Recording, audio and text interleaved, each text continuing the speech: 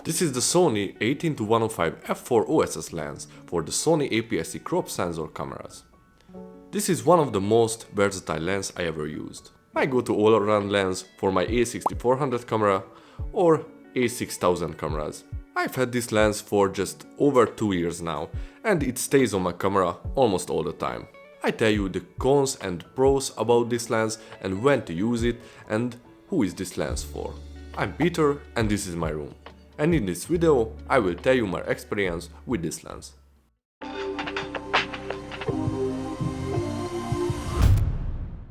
The first thing that I want to talk about is a question that is, would you rather have a good zoom lens that covers all focal length, or would you rather have a bunch of prime lens?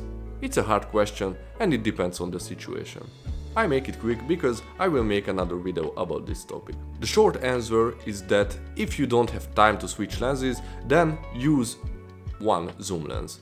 For example, most of the time in weddings I don't have time to change lenses because I miss some important shots, but I need to switch between wide end and the telephoto end to make interesting shots about a short period of time. Imagine the situation when the groom at the ceremony kisses the bride and I want to make a close-up from the couple, then a total scene. I can't stop the couple with this, "Hey, just keep kissing, I have to swap lenses." So after all, if you need to be flexible and you can't plan what will happen, I recommend a zoom lens. You sacrifice a little bit quality and aperture, but for versatility it's a great compromise. Body and feature. I don't want to talk that much from the body, so I make it quick. The body is metal, which is great. I have some damage on mine, which is interesting because I try to be careful with my lenses. But it works great. The lens is not that heavy that it looks. The focus ring is not bad, but I think in my Sigma 60mm it's so much better. Sometimes when I try to focus, I feel like it's stuck a little bit, but it works. This lens has a power zoom, but I almost never use it. When I use it, the camera significantly loses focus from the target. And most of the time I accidentally press it and just bothers me.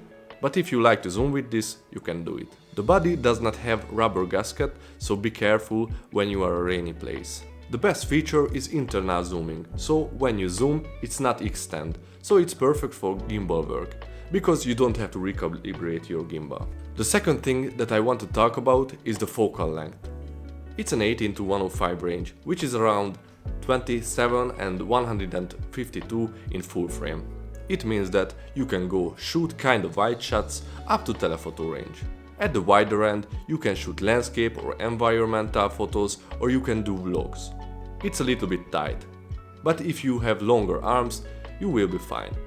And in the mid-range, at around 50 to 80, you can make portrait shots, and in the telephoto end, you can shoot great compressed detailed shots. You don't have to be close to your subject, so you can do events or street photography.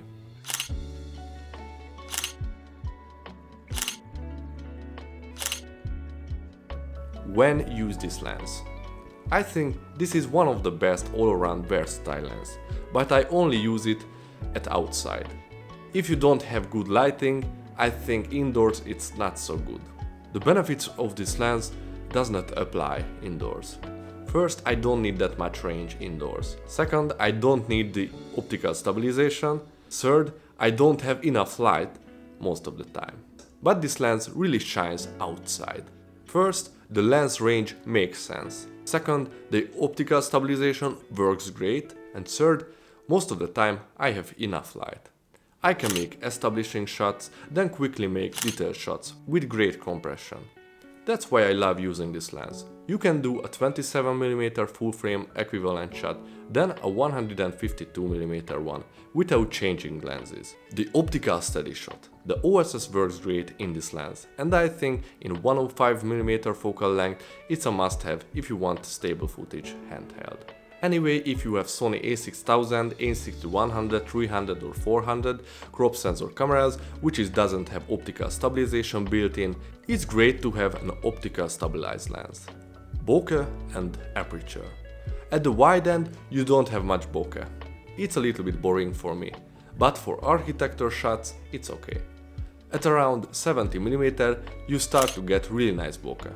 The kit lens has variable aperture when you zooming from 3.5 to 5.6, but it has constant f4 aperture, which is great if you don't want to change exposure settings when you're zooming in and out.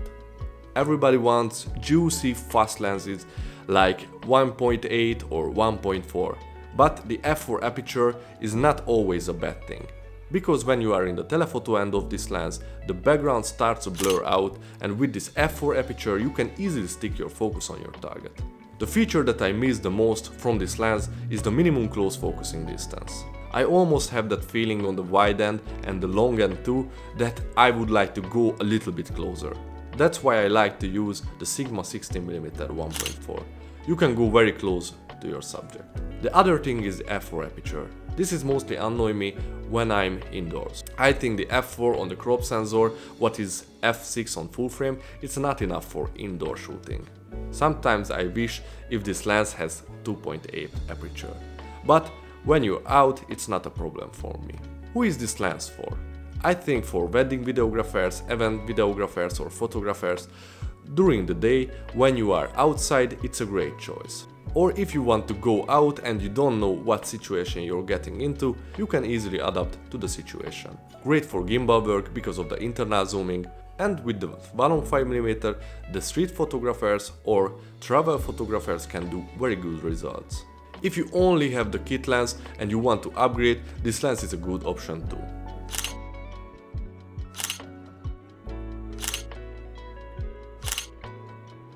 What is your thoughts about this lens? Leave a comment below. If you like this video, please give a thumbs up and subscribe to my channel. Thank you for watching and see you guys in the next one. Peace!